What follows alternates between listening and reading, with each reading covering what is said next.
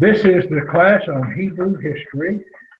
It's number 2, that is the second round of Hebrew history. Our text is from First Samuel, chapter 8 through Second Chronicles, the entire book, and all the books in between there. At the present time, for this class, we are in chapter 5. In our last class, we looked at the fact that Naaman was a leper. He was a commander-in-chief of the Syrian army. He was a man of valor, but he was a leper, and he had a little Israelite slave girl, a captive girl, and she said, if my master were over in the land of Israel, that he could be cured of his leprosy. Well, the wife, I guess it was, or at least one of the people told Naaman this. So he goes to the king and says what the little girl had said. And then the king of Syria writes a letter to the king of Israel, and that's found in verse 6. And that's where we closed last week, but let's read it again. Now be advised, this is the letter the king of Syria wrote to the king of Israel about Naaman and his leprosy. Now be advised, when this letter comes to you, that I have sent Naaman my servant to you, that you may heal him of his leprosy. And that's, as we talked about that as we closed last lesson, that you can imagine what's the kind of situation or predicament that puts the king of Israel. And the king of Israel says, when he got it, he said, am I God to kill and to make alive, that this man sends a man to me to heal him of his leprosy? Therefore, please consider and see how he seeks a quarrel with me. Actually, the king of Syria was not seeking a quarrel. Mm-hmm. He just, but like a lot of people, they think the only people that know how to do anything are those in power, and they don't take into consideration that there are other people that can do things.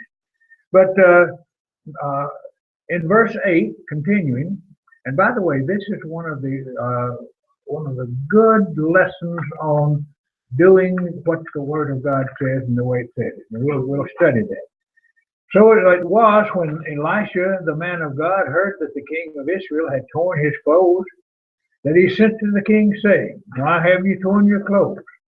Please let him come to me, and he shall know that there is a prophet in Israel. So Elisha sends to the king, says, well, why are you tearing your clothes? Send the man to me, and he will know that there's a prophet, not a king, but there's a prophet in Israel, that's a prophet of God. So it says that then Naaman went with his horses and chariot, and he stood at the door of Elisha's house. You can just imagine, here's a general. Were you ever in the military? Yeah. You know how those generals strutted around with all their medals and everything, and they'd come with their different cars and all the people with them and all. They put on a big show, pomp and ceremony. Well, you can just see Naaman doing this. So he comes there to and at the door of Elisha's house, and then in verse 10, indignity of all indignity, Elisha didn't even go outside. He just sent his servant out, or his messenger, and said to Naaman, go wash in the Jordan 7 times, and your flesh shall be restored to you, and you shall be clean. Now, here's a question. When you preach on this, ask the question, was Elisha's message plain? Was it understandable? There was no reason. It's like when Samuel told Saul to go down and utterly destroy the Amalekites. There is no reason for anyone. There's no reason for Naaman, though he be a commander, there's no reason for him to misunderstand what Elisha said. Now, the question is, do you believe what the prophet of God says? Right. And that's a question that has to come. Do you believe? So Naaman, or verse 11, but Naaman became furious. I mean, he was uh, probably foaming at the mouth. You've seen furious animals or dogs that are angry, how they foam at the mouth. You almost want to see Naaman that way. He became furious and went away. He left Elisha's house. And then he said, and I like the King James rather than the New King James on this. He said, behold, I thought. And I've seen a sermon, I've preached a sermon on the I thought religion, and it makes a good sermon. I thought that all you had to do was to have faith. I thought we could listen to Joseph. I thought we could do this or that. A lot of men have the I thought religion, but it's not the religion that God tells us to have. So he said, behold, well, let's see, he went away. In the New King James, indeed, I said to myself. In other words, I already had my mind made up as to how this man was going to cure my leprosy. He said, I thought he would surely come out to me and stand and call on the name of the Lord his God and wave his hand over the place and heal the leprosy. Now, if Naaman had gotten his way, that's exactly what he would have demanded. Mm-hmm. But God's way and man's way do not always coincide, or they're not always together, as we very well know. And so he gets furious. He walks away, or maybe even drives away furiously. But then he goes on to say, are not the rivers Abana, or however that's pronounced, Abana, and the Pharpar, the rivers of Damascus, better than all the waters of Israel? Could I not wash in them and be clean? Now, here's the religion of substitution. God said through the prophet, you go to Jordan. Mm-hmm. Jordan would be rather close, but whether it was close or far, it wouldn't matter. If God said Jordan, no other river's going to do. He could have made all the way across the ocean and come to the Mississippi River, and it wouldn't have done him any good. Because when God said Jordan, that left out everything else.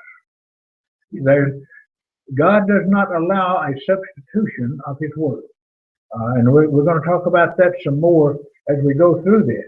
But he says, and I've never been into Damascus, and I've never been to those rivers. I've been in general areas, but I've heard by those who have gone there that these are clear running waters. Of course, Jordan is Jordan River, right as it comes out of Sea of Galilee and heads down toward the Dead Sea. It's a beautiful river. It gets on down a little further down and it picks up some silt and mud and stuff.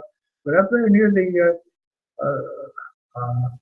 Sea of Galilee, there's a big pool, probably about 3 times as big as this room, and religious people, there are seats or bleachers there, and religious people come, Baptists, Methodists, and sometimes members of the Lord's Church. They want to be baptized in the Jordan River, so they come there and do that. They've been baptized in the Baptist Church or baptized in the Lord's Church, but they want to be baptized in the same river that Jesus was. It didn't have anything to do with Jordan other than that God said you go to the Jordan River and you dip.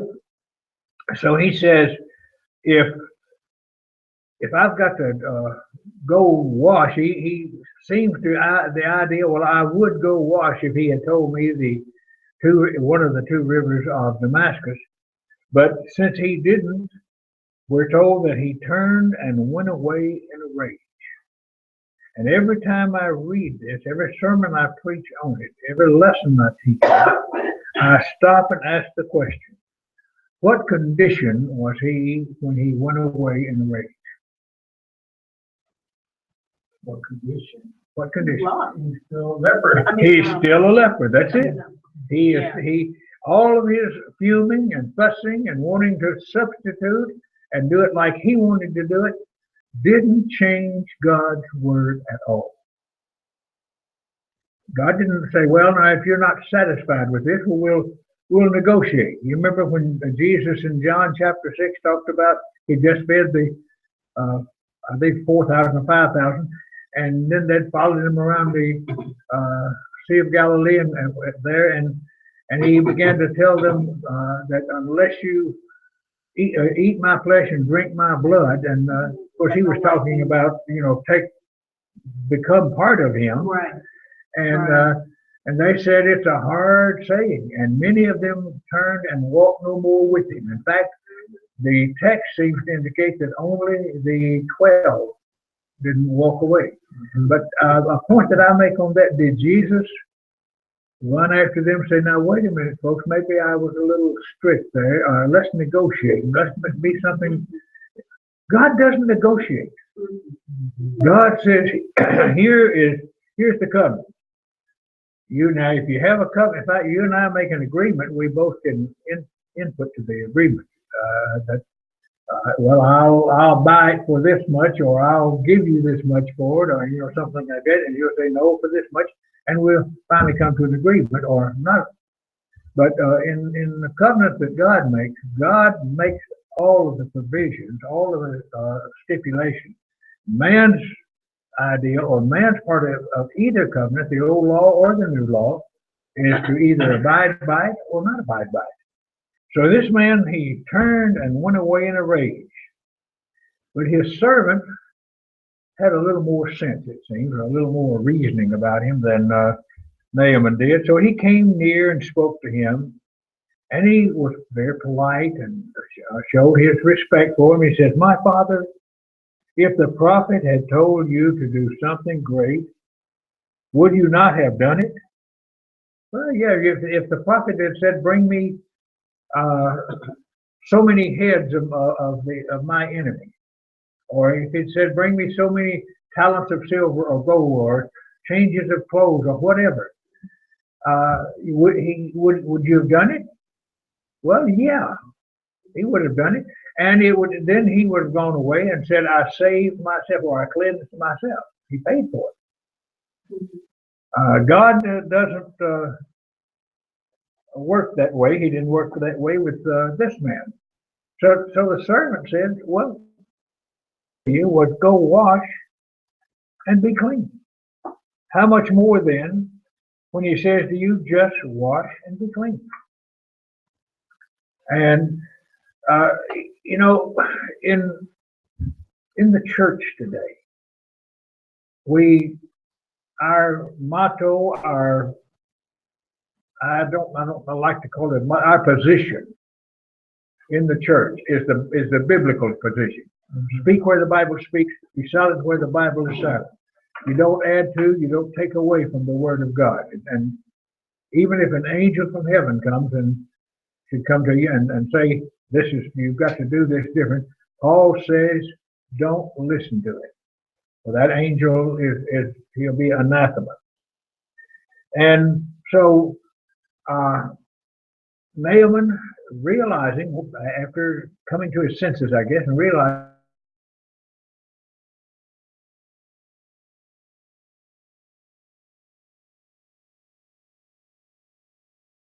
now, Jerome, if you had been there and you were that fella, what would you have done when you came up the first time, you dipped that first time? We're like, okay, why I clean? Yeah. Yeah. Well, it's still there. Yeah. Yeah, it's still there. Second time, well, third time, fourth time, fifth time, sixth time. Well, this is not getting the job done. Mm-hmm.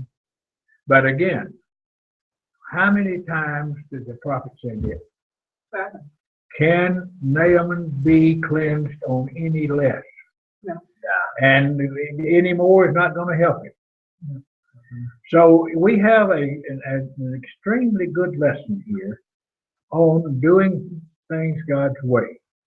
And we also have a good lesson here, especially people in denominationalism. They'll say, well, you folks believe in water salvation. And I've had people giggle or, say sarcastically, well, when you put a man down in the baptistry, do his sins float on top of the water? And you folks believe in water baptism. Well, I ask a question. Is there any power in the waters of the River Jordan to cure leprosy? I brought a bottle of water home, about like a Coke bottle, maybe about more like one of our regular water bottles today, the bigger ones. I dipped it out of the Jordan, and I brought it back and kept it in my office in Florida for a while, and just used it as an example in a sermon every now and then, or in a class, that here's some water. It's from the River Jordan. Will it take off warts? No. Will it take the acne off of you? No, if it's a teenage class or something. There is no power at all in the water of the River Jordan to take away or cleanse leprosy. And then I make the point, there is no power whatsoever in any body of water, whether it be a baptistry or a pond or a river or whatever. There is no body of water or water in any of those bodies of water that has the power to take away sin. It isn't the water doing it. Why was Naaman's leprosy cleansed? Obedience. That's the word. Why is one forgiven of sins, as Jesus said, he that believeth and is baptized shall be saved? Why is that man saved? Because the water cleansed him? No. And you're aware of what Peter said, that it's not the taking away the filth of the flesh. It's not taking a literal bath. It is doing what God said in the way that God said it for the reason that God said it. And sometimes even in the place where God said it. When I talk with people about baptism, and Acts 2:38, Galatians 2:26 and 27, Mark 16:16, and what First Peter? That's First Peter 3:21. And I said, okay, now you believe that faith saves you, and this is telling you that these things put you in Christ and they forgive you the sins, And Paul was told to rise and be baptized, washed away. Then I say, well, what happens if I disobey these scriptures? And that's your interpretation. Yeah. Yep. Some of them were like, I think I told you about the lady that wrote me, said that we know this in the Bible, but we just don't think it's necessary.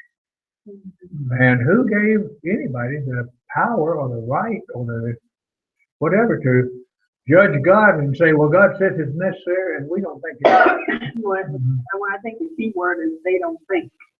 That, You said, I thought. Here, I thought. I thought it. And that's what I call the sermon that I preached several times, the I thought religion.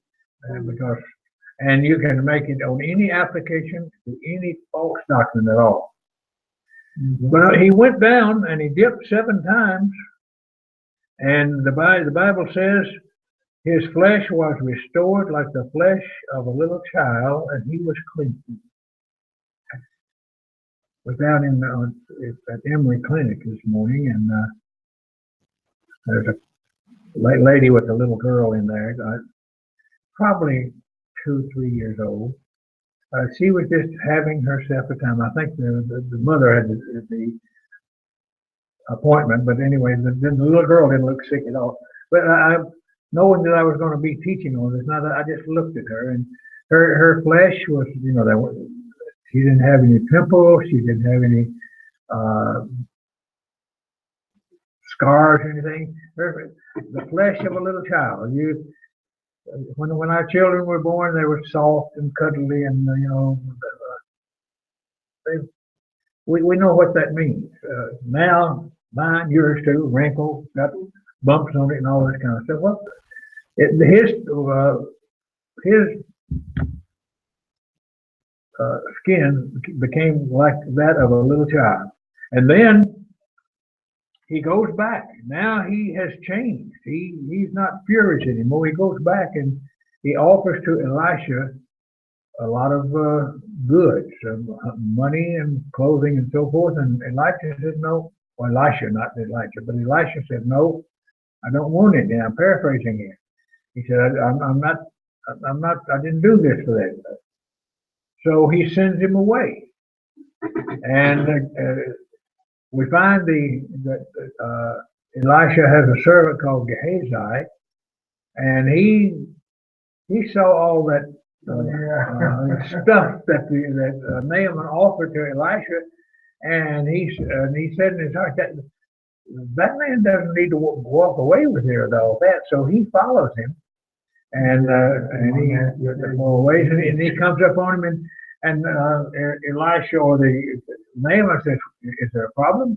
And he says, "Well, no," but said, "After you left, there were some people came that my master needs some of the things that you offered," and so the Naaman puts him, takes him on a servant, and they take it and almost back to Elisha's house, and Gehazi hides it, and then he goes back to in with Elijah, and Elisha said, "Where you been, Gehazi?" He said, "Oh, there and about."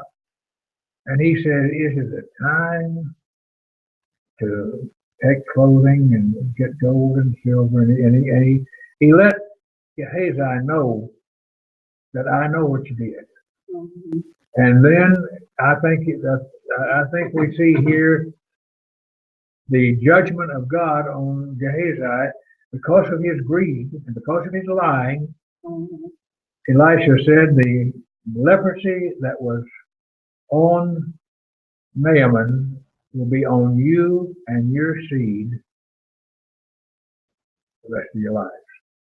And that was the end. Now, this is probably not written in a chronological order because a little later on we find that Gehazi is still a servant, but we may not notice that as we are reading now. But there we learn that riches do not make happiness. And a person can have a lot of riches and not be happy. They might be happy with riches, but it's not the riches that brings true happiness. But now then, in chapter 6, there's another illustration here that I want us to notice. And I'll give a little background of the illustration that I want us to notice. In about the latter part of the 7th, men began to arise in Europe and in the colonies and so on, but mainly in Europe, and say, let's go back to the Bible. And some of those names you can read about in history. There had been, in the 16th century, there had been a Reformation where Martin Luther had tried to, and his followers had tried to reform the Roman Catholic Church. Mm-hmm. And you can't reform something like that. You have to go back. So these people said, let's go back beyond that and let's go back to the Bible. And these were called the founders of what we generally know as the Restoration. The difference to restore is to restore it to its primitive act. One of my hobbies used to be restoring old furniture. I tried to make that furniture look like it did the day that it was bought or the day that it was, manufactured. Well, these men began to say, let's go back past Catholicism. Let's go back past the Dark Ages. Let's go back past even the 3rd and 4th centuries. Let's go back to Jerusalem, or let's go back to the Bible. And in his declaration, an address statement. Campbell made this statement, Thomas Campbell, that, and I'm probably paraphrasing it, but he says, "Let's speak where the Bible speaks and be silent where the Bible is silent.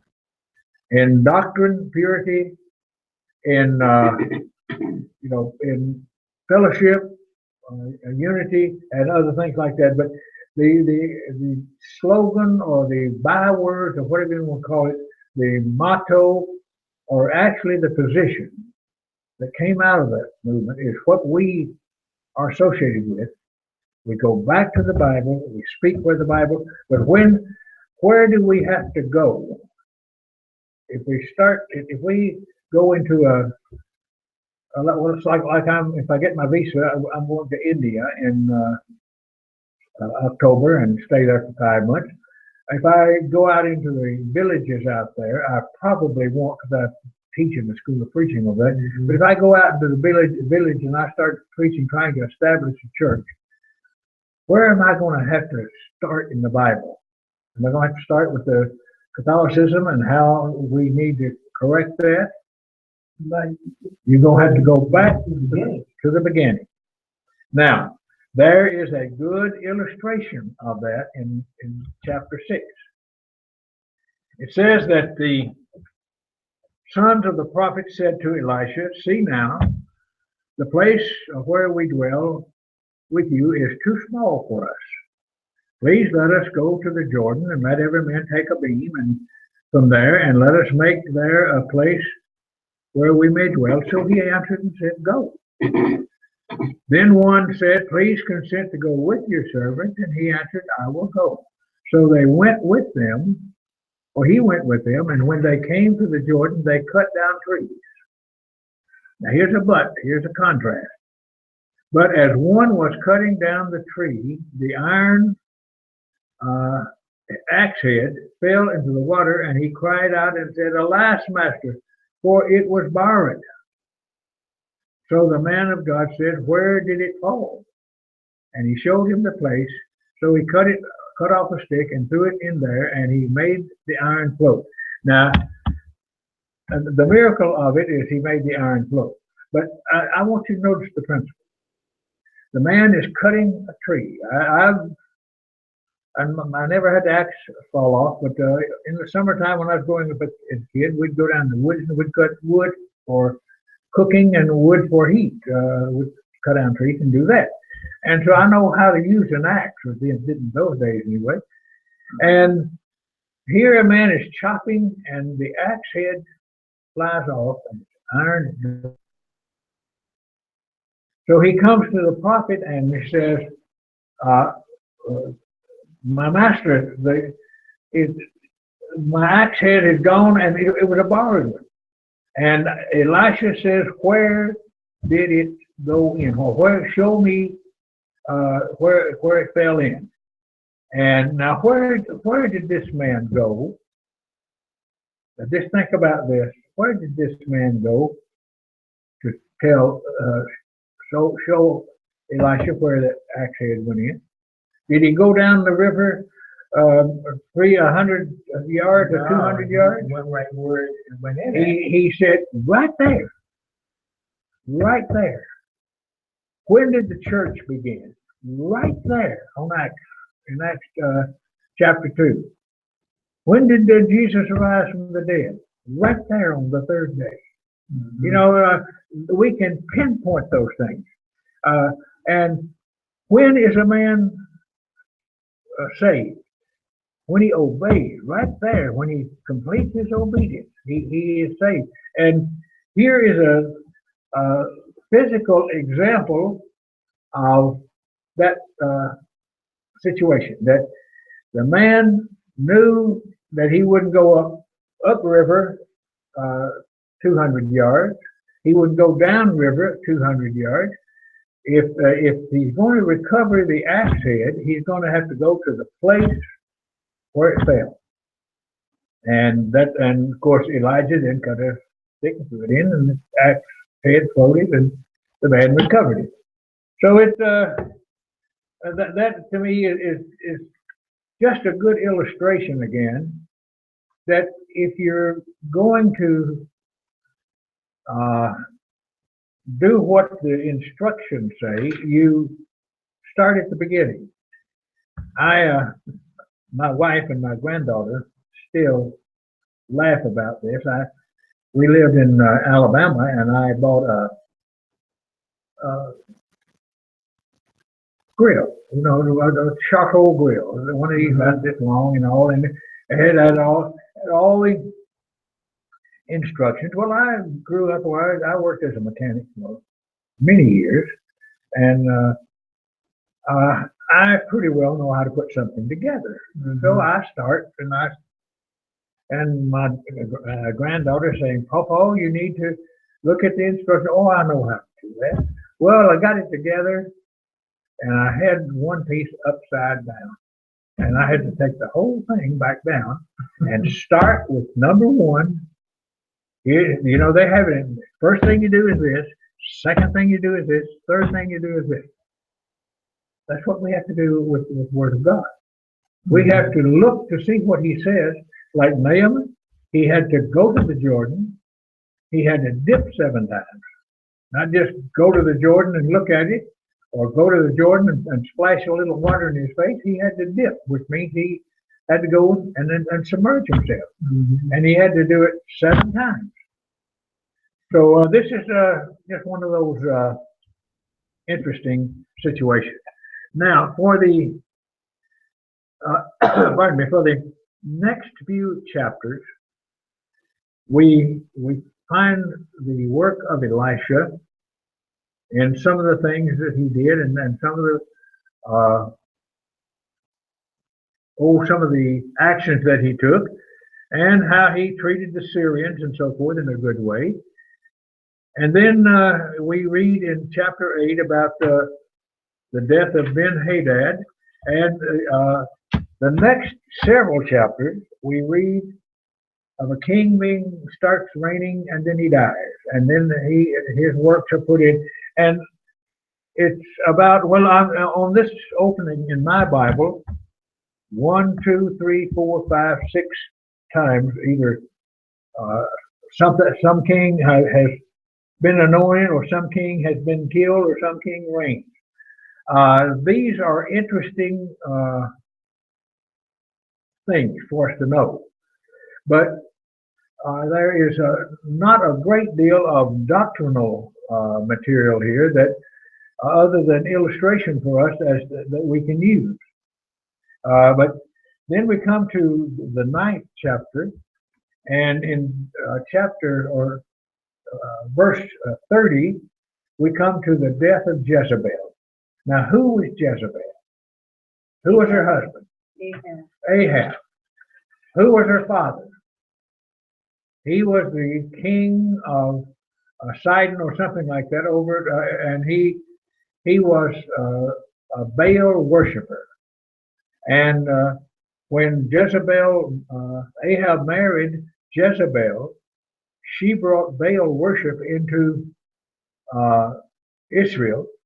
And you recall it was Jezebel, after the 400 prophets had been slaughtered by Elijah, that she sent word to Elijah, "You're going to be just as dead as these fellows are now by this time tomorrow." Well, she was, and of course she also conspired against Naboth and had people lie about him and had him murdered. She was, some say, the most wicked woman that the world has ever known. My idea is she's the second most wicked. Yeah. And I have my reasons, and I will come to that in a little bit. But she was a violent person, and she met a violent death. Let's just read it, because it's a prophecy is fulfilled. Now, when Jehu had come to Jezreel, Jezebel heard of it, and she put paint on her eyes and adorned her head and looked through a window. And there was Jehu. Then as Jehu entered at the gate, she said, "Is it peace, Zimri, murderer of your master?" Of course, Jehu had killed Zimri, the other king, or former king. I think he lasted 7 days. But anyway, Uh, one of my teachers said that he had read somewhere, and I don't know if this, I don't know the Hebrew words a whole lot, but this is one writer says that, well, this is in verse 30 of chapter 9. Okay. That one writer says that it's probably, or it's possible that Jezebel was painting herself up maybe to make herself look appealing to Jehu.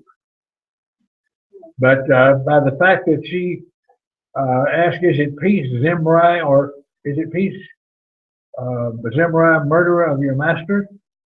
Are you bringing peace? And then he looked up at the window and said, who is on my side?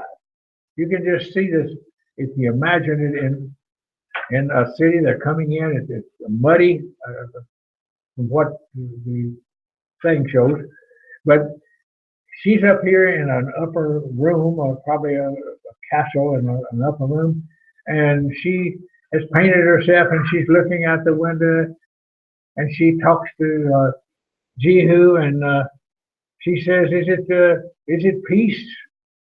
And he just looks up and says to the people up there, to her servants, "Who is on the Lord's side?"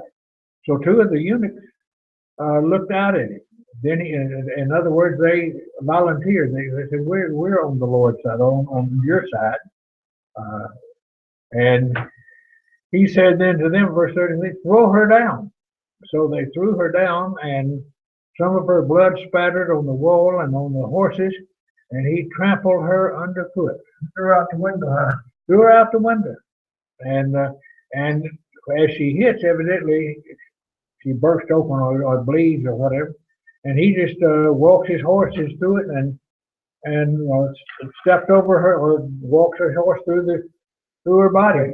And when he had gone in, he's not disturbed about this at all. He goes in and has him bite to eat. And it's always been well, I won't say it's always, but I've noticed sometimes being a preacher, where you go to a funeral home quite a bit, where somebody's died, that the funeral director or the funeral man who runs things, it doesn't bother me. He can be in that room and he eat his ham sandwich or a hamburger or whatever. And when I was a kid, I thought, oh, how can he do that? Of course, I can do it now, but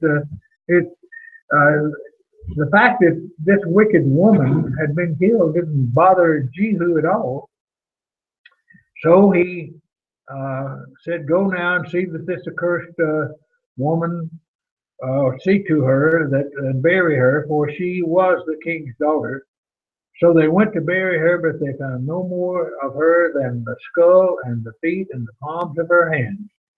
Therefore they came back and told him, and he said, "This is the word of the Lord, which he spoke by his servant Elijah the Tishbite, saying, on the plot of ground at Jezebel's dogs shall eat the flesh of Jezebel, and the corpse of Jezebel shall be as refuse on the surface and of the field of the plot." So that there'd be no place that could say, "Here lies Jezebel." Now, you go in that part of the country, you see tombs, and some of them are just like they now think they've found the literal tomb of David, and they thought that when I was there, and I went to that.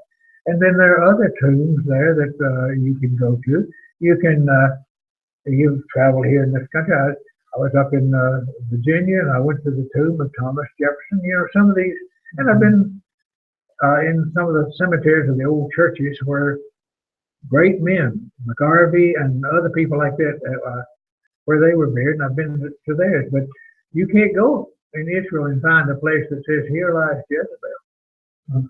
So it's that takes us through chapter 9. When Ahab refused to be faithful to God, God told him that he was going to take the kingdom away from him, and he would not leave to Ahab a single male survivor to go to, to promote the name of Ahab. Well, in chapter 10, Ahab has 70 sons in Samaria, and he is concerned about them, but when Ahab dies, he one of his sons that was of a harlot, or at least a concubine, not of the wife, the people were not sure who they wanted to set up. So in verse 4, but they were exceedingly afraid and said, look, two kings could not stand up to him. How can we stand up? And so they, in verse 6, it says, and he wrote a second letter. This he is Jehu. And he wrote a second letter, and he said, if you are for me and will obey my voice, take the heads of the men, your master's sons, and come to me at Jezreel by this time tomorrow. And they did this. The people of this place were afraid, and so they took the 70 sons of Ahab and beheaded them and took their heads. And so that ended the posterity, I guess you'd call it, or there were no more descendants of Ahab in Israel. When these 70 were killed, all of them were killed. And then we find again this same type of thing with Ahaziah's 42 brothers. Ahaziah killed them, and then we find in the latter part of chapter 10, beginning at verse 32, in those days. Now, here the writer of the book is bringing a section to a close. He says, in those days the Lord began to cut off parts of Israel, and Hazael conquered them in all the territory of Israel, from Jordan eastward and all the land of Gilead, and Gad, Reuben, and Manasseh, of the Aurora, which is by the river Arnon, including Gilead and Bashan, and then talks about the rest of the acts. Now, in chapter 11, this is to me the most wicked woman in the Bible. And as we read, and now Jehu had killed Athaliah's son, and so no more sons are going to reign in that. So it says, when Athaliah, the mother of Ahaziah, saw that her son was dead, she arose and destroyed all the royal heirs. Now, who are the royal heirs? What relation are they to Athaliah? They're her grandchildren. Now, you know, a woman that wants power so much as she would kill.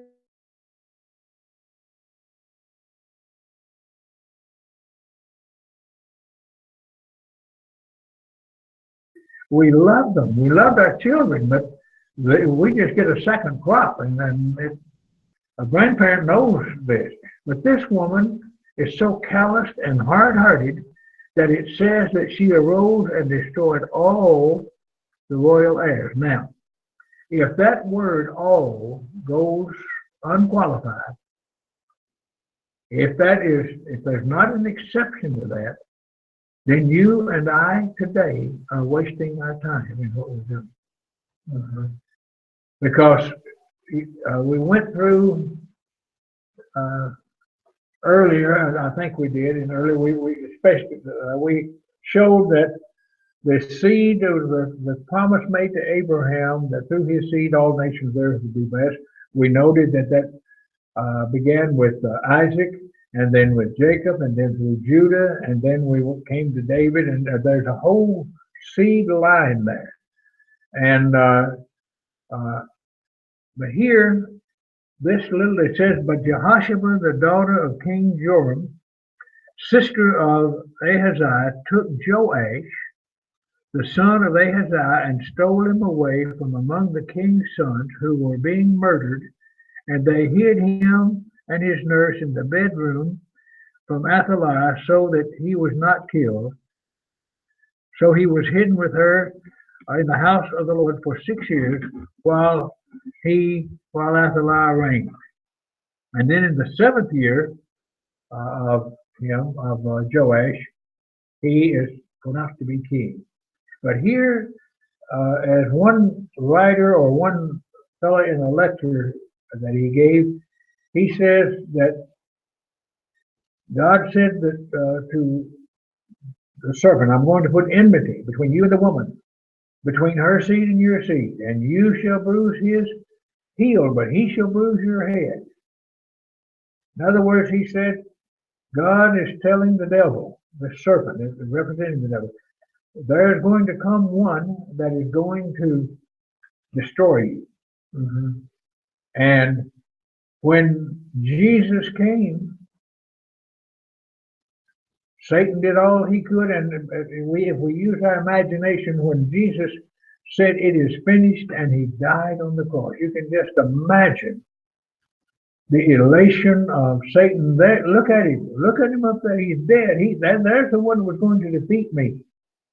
But that Jesus would have never been on that cross if Athaliah had been, because this is the only heir that's in that seed line that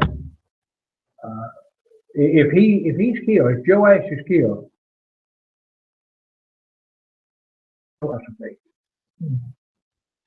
devil can't win. He thinks he can. He almost got it down to a baby boy 1 year old, but he couldn't win. And I think that's just a good illustration of how God works, and how that God is going to win. Yeah, I think we need to. Mike has been doing some preaching on that. Your other teacher, and he's been doing some preaching on that where we worship, and he's bringing out, and I agree with him, that all that's going on in the world today, it's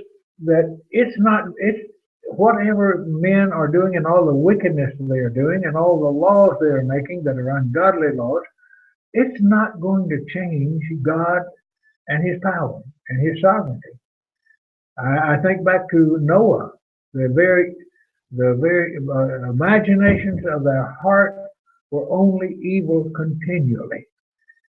But did they win? No. But Noah preached to them, according to what Peter said. Noah preached to them while he was there. But the only ones that were saved on that ark was how many? 8 souls. That's it. I don't know how many people lived in that time. I've read the estimates from several million to even hundreds of millions. I don't know. The Bible doesn't tell us. But I know how many were saved. Yeah. I don't know how many were lost, but I know how many were saved. And so Joash is crowned the king, and Jehoiada is the priest at that time, and he sets forth the ceremony and to make Joash the king. And then after he becomes king, a 7-year-old is not, he doesn't know how to rule something. So Jehoiada was the priest, the high priest, and Jehoiada was his mentor and his teacher. And we want to see this when we get over into 2 Chronicles, that Jehoiada or Joash made some very poor choices. But anyway, he chapter 11 verses 4 through about 12, it tells us of the preparation of, and that Jehoiada went through to make sure that the young king was protected from anybody and from Athaliah. And then they went to the temple, and there they proclaimed him king. They anointed him king. And it says in verse 12, and he brought out the king's son and put the crown on him and gave him the testimony. And they made him king and anointed him. And they clapped their hands and said, long live the king. Long live the king. Well, this was their, I guess that came on up into times in England and other places where they had kings, but long live the king, long live the king. Well, now, who do you think hears about this? Good old Athaliah. In verse 13, and when Athaliah heard the noise of the escort and the people, she came to the in the temple of the Lord, and when she looked, and there was the king standing by a pillar according to the custom, and the leaders and the trumpeters were by the king, and all the people of the land were rejoicing and blowing trumpets. So Athaliah tore her clothes and cried out, treason, treason. Now here she was, a usurper. She had no right to the throne at all. She killed all of her grandchildren except one in trying to usurp the throne. And now when they find her out, and when they bring in the real king, treason, treason. So Jehoiada the priest commanded the captains of the hundreds and of the army, said, take her outside under guard and slay with the sword whoever follows her. For the priest said, do not let her be killed in the house of the Lord. So they seized her, and she went by the way of the horses' entrance into the king's house, and there she was killed. And Jehoiada made a covenant between the Lord and the king and the people, and that they should be the Lord's people, and also between the king and the people, and all the people of the land went to the temple of Baal and tore it down. So we're coming to the end of the Baal worship, and in the northern kingdom. But anyway, we go on, and this Joash is also known as Jehoash. Joram is known as Jehoram in places. So when you're reading these names, don't think about there's a king named Jehoram and another named Joram. There were, as I think we noticed last week, in Judah there was a king named Jehoram, and in Israel there was a king named Jehoram. Both of them young men, sons of kings who had fought with them together against the enemies, and evidently they named their children sons after or the same thing. And the same thing with Joash.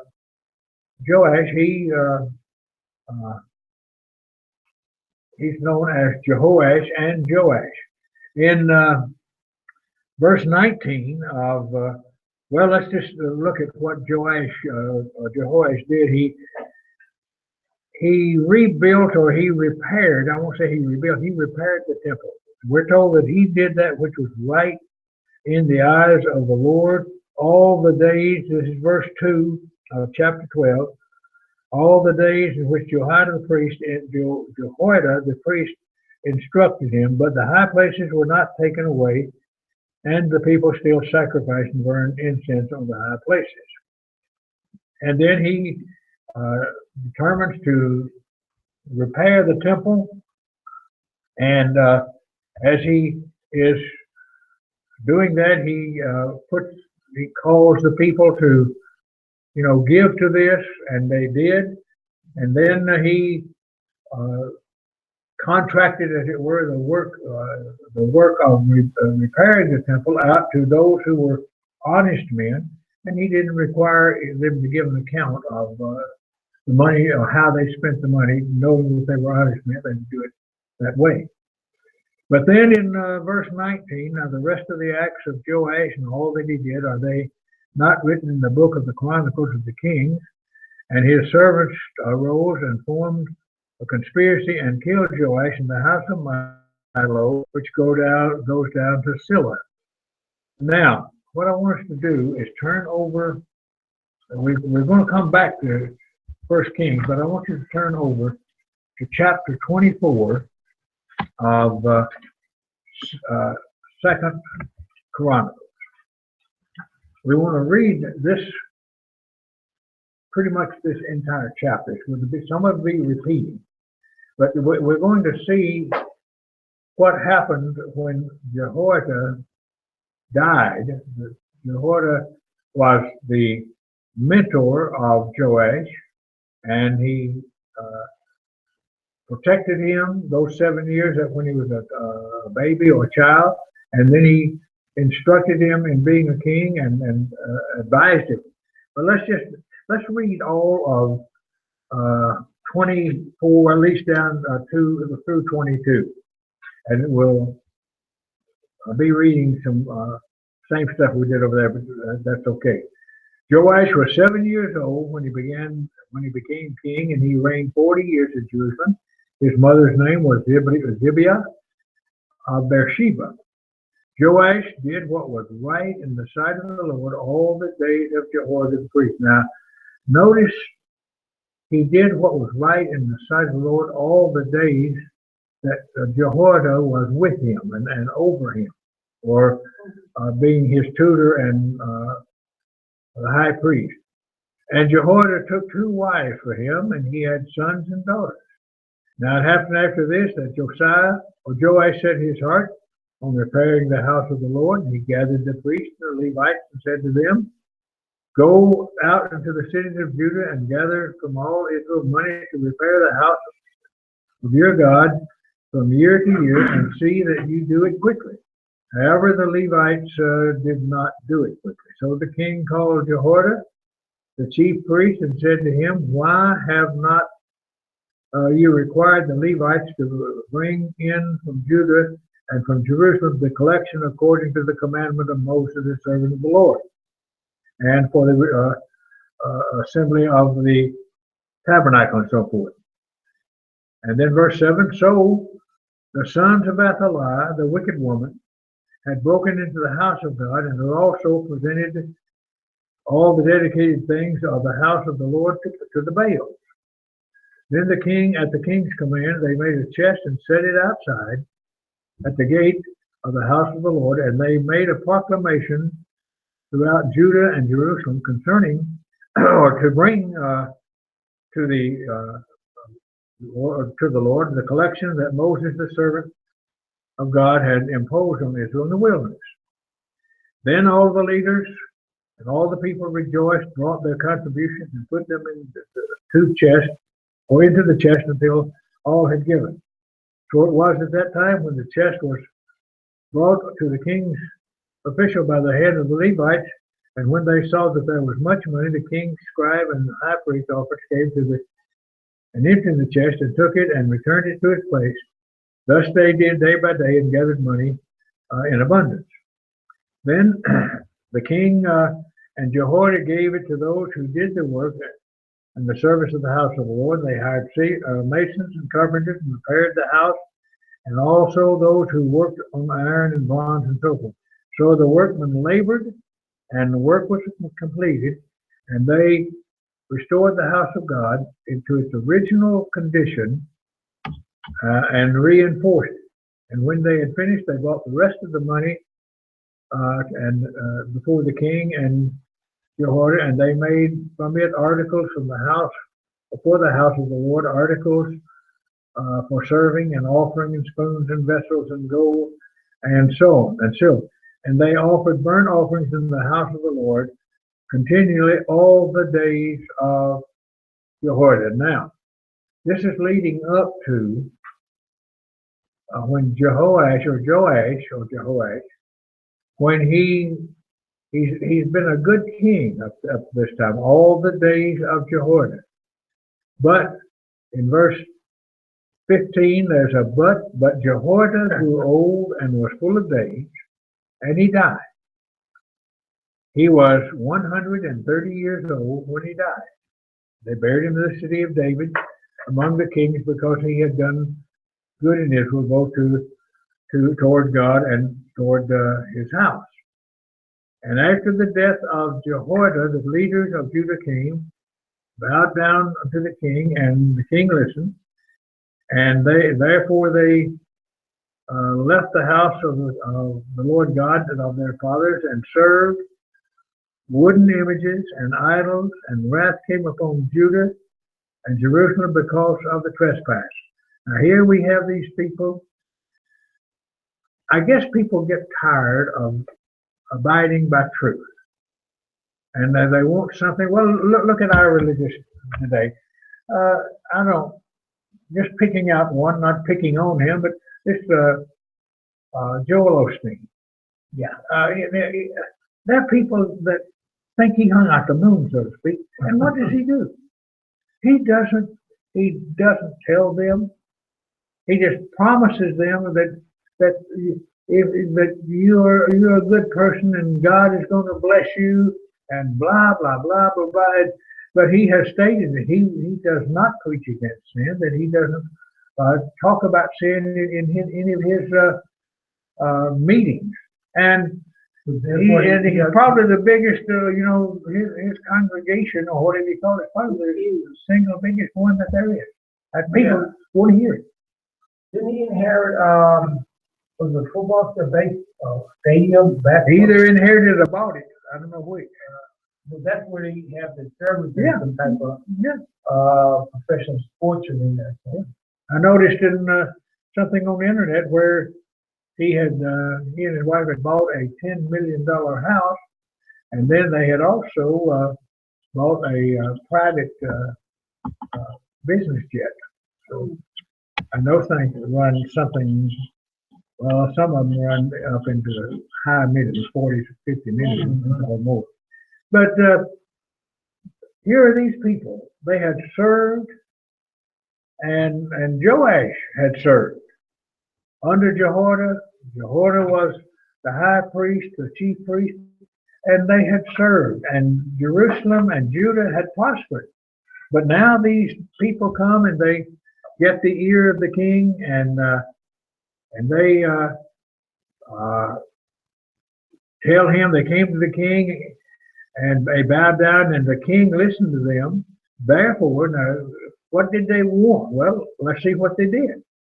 Therefore, they left the house of the Lord of their fathers, or the house of the Lord God of their fathers, and served wooden images and idols, and wrath came upon Judah and Jerusalem because of their trespass. All right, now, evidently, Joash, if he's not participating in this, he is not preaching or teaching against it. He's allowing it. So it says, yet, when, verse 19, yet he sent, that is, God sent prophets to them to bring them back to the Lord, and they testified against them, but they would not listen. Now, look at this next, these next couple of verses. Then the Spirit of God came upon Zechariah, the son of Jehoiada. Now, this Zechariah is not the author of the book of Zechariah, but this is the son of the high priest. And the Spirit of God came upon Zechariah, the son of Jehoiada, who stood before the people and said to them, Thus says God, why do you transgress the commandment of the Lord so that you cannot prosper? Because you have forsaken the Lord, he has also forsaken you. Now that's what you call hard preaching. He says he doesn't say maybe you have forsaken, or you're in the process. He says you have forsaken him, and because you have forsaken him, he has forsaken you. So, verse 21, they conspired against him, that is the people. They conspired against Zechariah. At the command of the king, they stoned him with stones in the court of the house of the Lord. Now look at the difference. Here was little Joash, 1 year old. And Jehoshaphat and Jehoiada take this little child and protect it for 6 years in the temple or in the house of God. And of course, he didn't have wasn't a lot of danger with Athaliah because she never went in the house of God. But here's the priest. And then when he is proclaimed king, Jehoiada anointed him as king, and he in his minority or in his minor years, from 7 on up to about 16 or 18, he counseled the king. He was, and there's a place in biblical history where there is no king mentioned in the sense of in the prophets. And some people think that when Joel prophesied, because he does not mention a king, that it was probably because Jehoiada was the high priest at that time. Whether that's true or not, I don't know. But anyway, Jehoiada has saved this young man, and he has treated him almost, I would assume, like a son. And now, because the people want to worship idols, and God sends Jehoiada's son, Zechariah rather, to preach to them and tell them that what they're doing is wrong. The people, they conspired against him. And look at this, at the command of the king. What king? Joash. Is this the same Zechariah, the minor prophet? No, he's not the same one. But this king is King Joash. This one that is killed is the son of the man that saved his life, saved Joash's life. And in verse 22, it says that thus Joash the king did not remember the kindness which Jehoiada his father had done to him. Now, Jehoiada was not his real father, but he was his foster father in the sense that he raised him.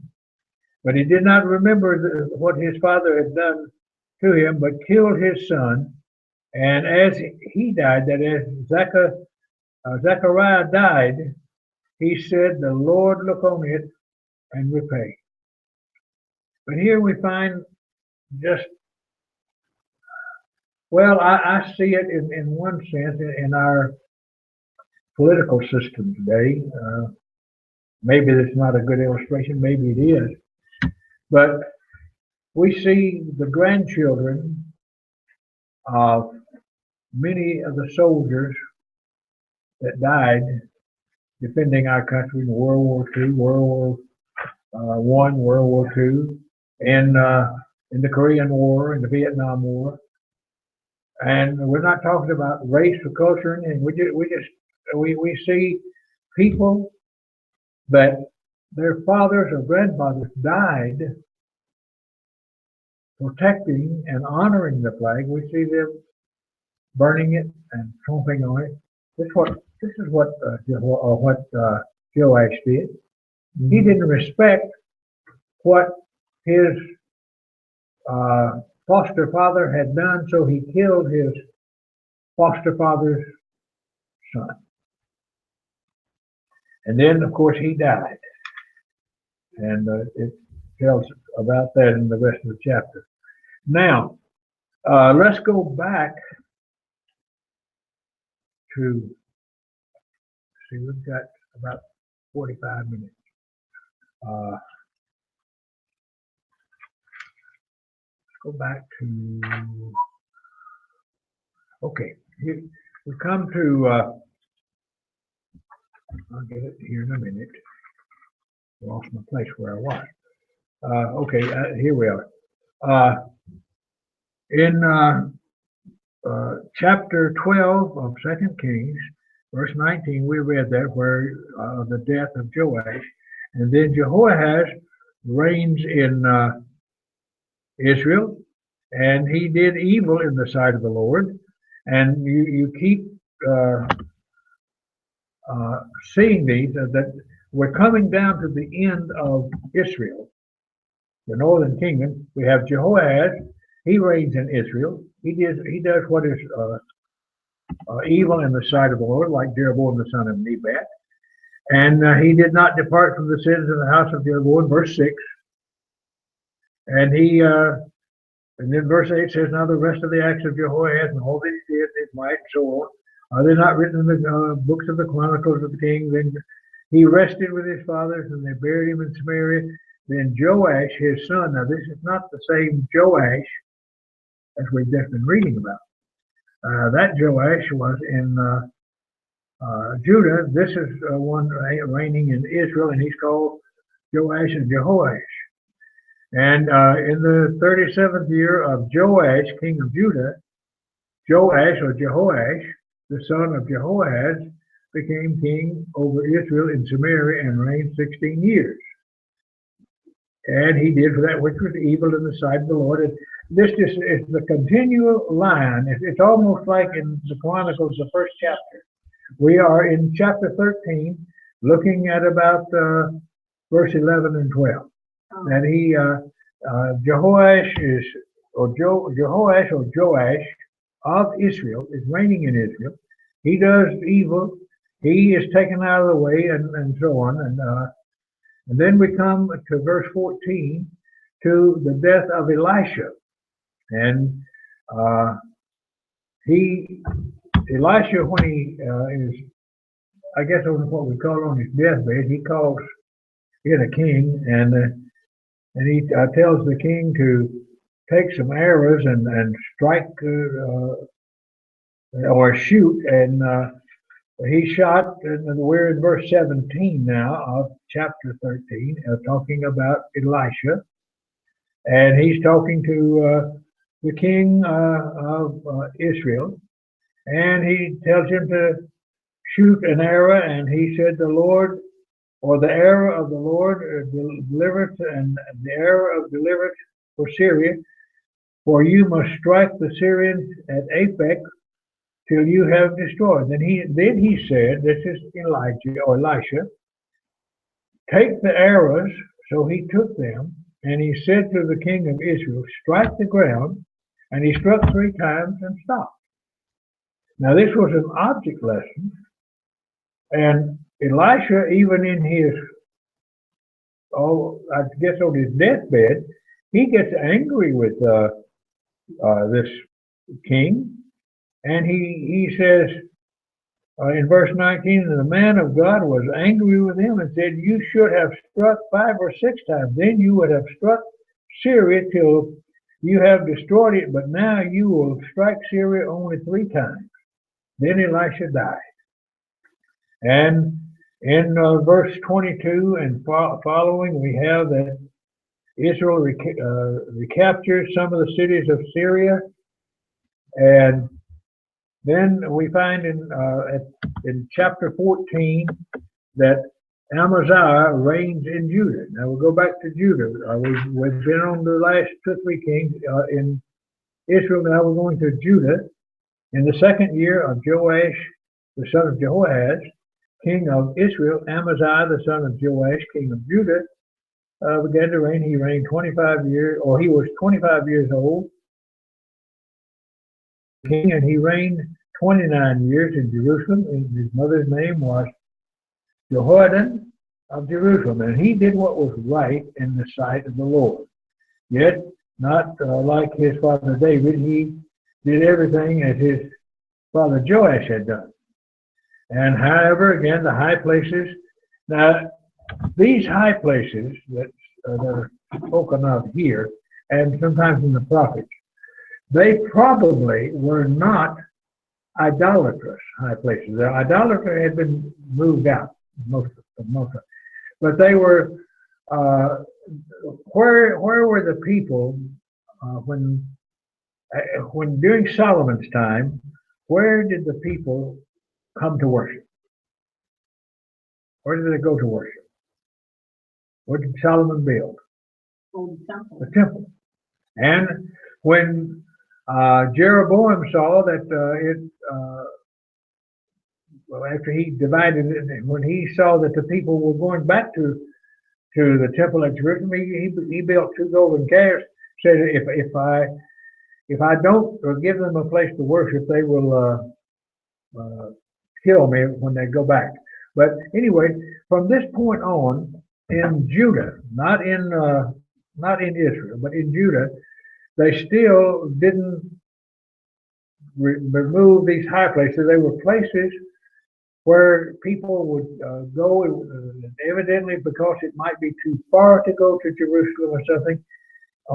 They would have places of worship, and God seemed to allow that, or He tolerated it. Now, in the days of Hezekiah, He removed most of it. In the days of Josiah, He removed all of them, and the temple became the place of worship. But Amaziah did not remove the high places, and so in verse 5, now it happened as soon as the kingdom was established in his hand that he executed his servant who had murdered his father, the king, which is just a natural thing in those days that murdered the king. And then when the king's son took reign, he executed a natural thing. But the children of the murderers he did not execute, according to what is written in the book of the law of Moses, in which Moses commanded, saying, fathers shall not be put to death for their children, nor shall children be put to death for their fathers, but a person shall be put to death for his own sin.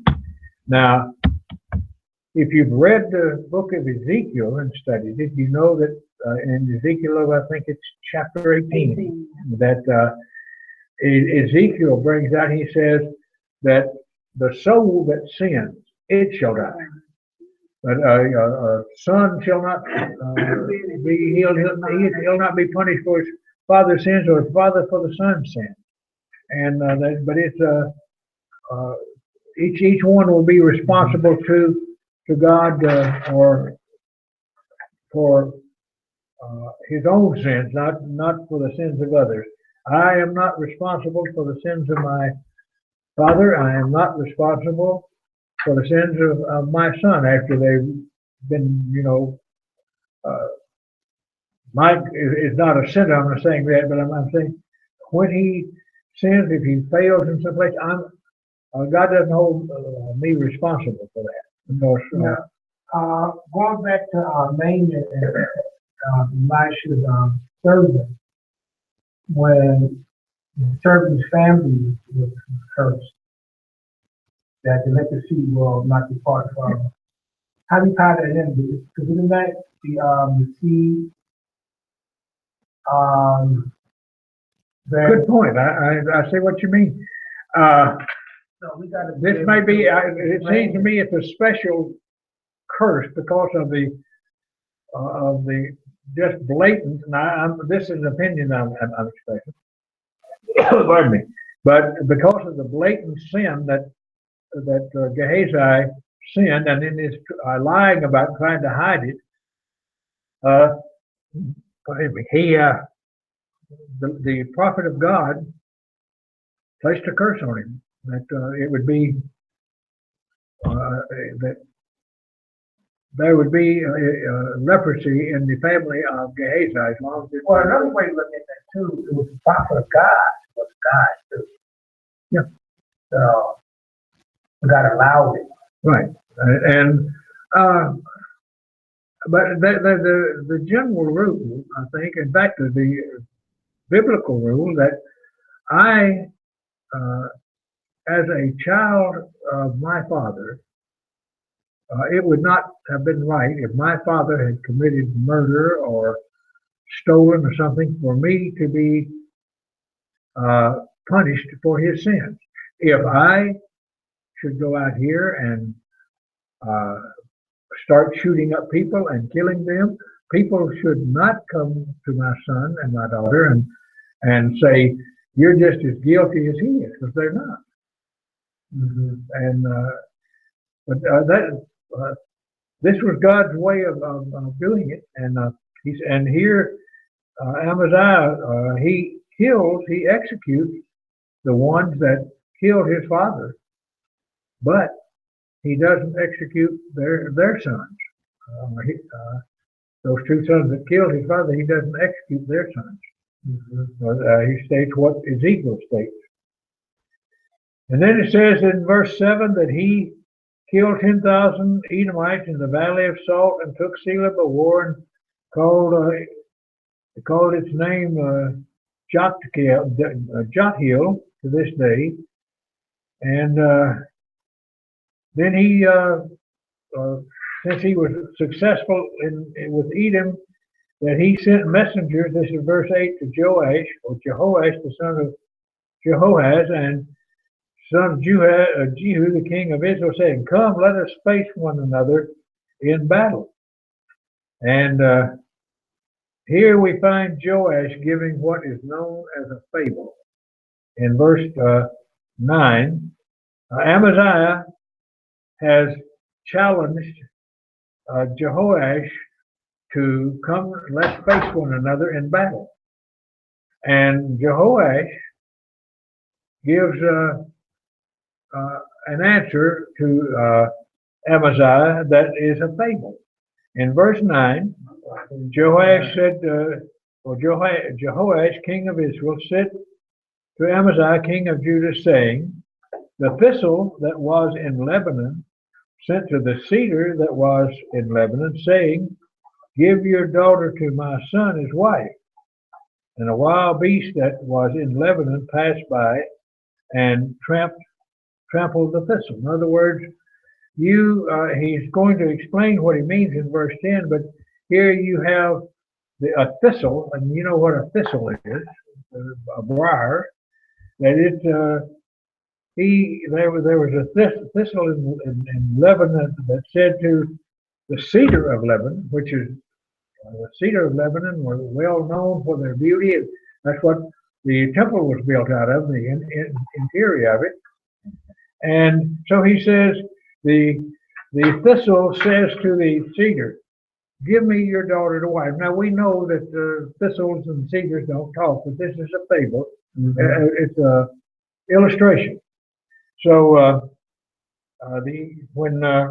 when he said, "Give me your daughter as wife," a wild beast just came by and they was walking and it just trampled the thistle and it was gone. And then Jehoash or Jehu, or Jehoahaz, I'll get it right in a moment, he explains himself in verse 10. He said, "You have indeed defeated Edom, and your heart has lifted you up. Glory in that and stay at home. For why should you meddle with trouble so that you fall, you and Judah with you?" In other words, I commend you for what you did to Edom. You did fine down there. You won the battle. But don't let this make you think that you can win over superior forces, or that you can come up here and do the same thing to us that you did to the Edomites. You just go home. Enjoy your victory. Go home and don't meddle where you don't have any business. And you know, when you get right down to it, if leaders of the world would have that same idea, we don't have any business meddling in other people's affairs when it's strictly their affairs. Now, there are times that we have gone to war and so on to keep people from being massacred and so forth, but there needs to be in our, at least to me, in our political system, that we mind our own business sometimes. And what do you think? That's a political opinion. You can agree with it or not. So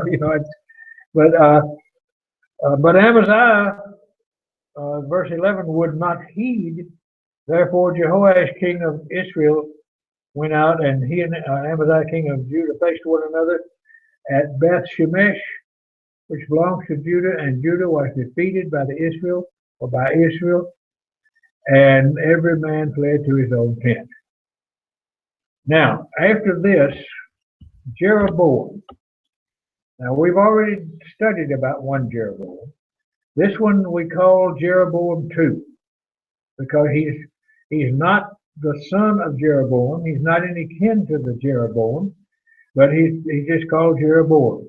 But in the 15th year of Amaziah, the son of Joash, king of Judah, Jeroboam, the son of Joash, king of Israel, became king in Samaria and reigned 41 years.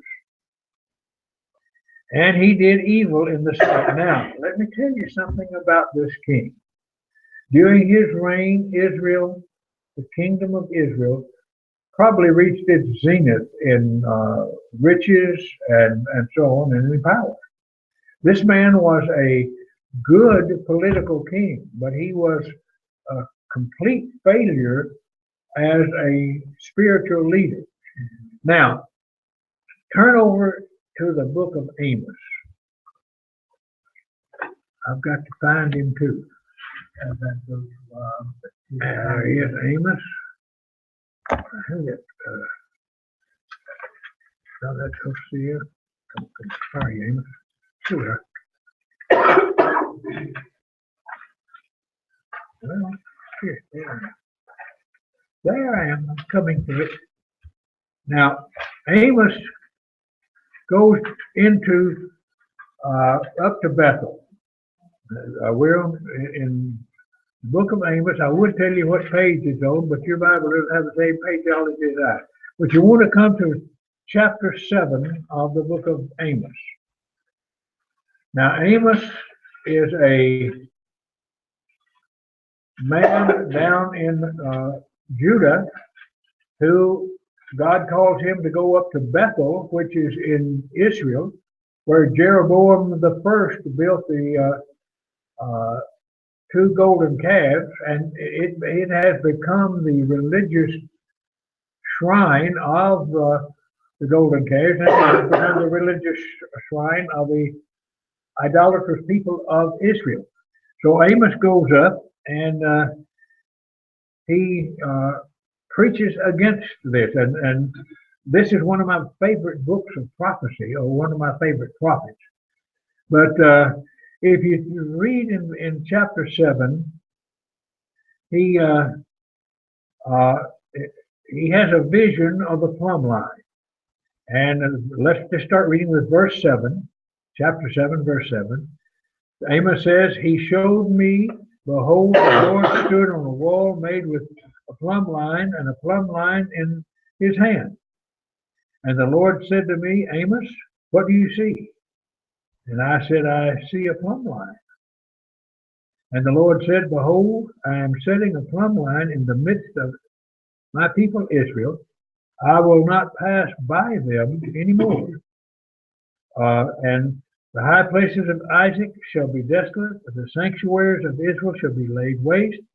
I will rise with the sword and against the house of Jeroboam." Now this Jeroboam is this same Jeroboam here in chapter 14 of 1 Kings. That's why I want to turn over.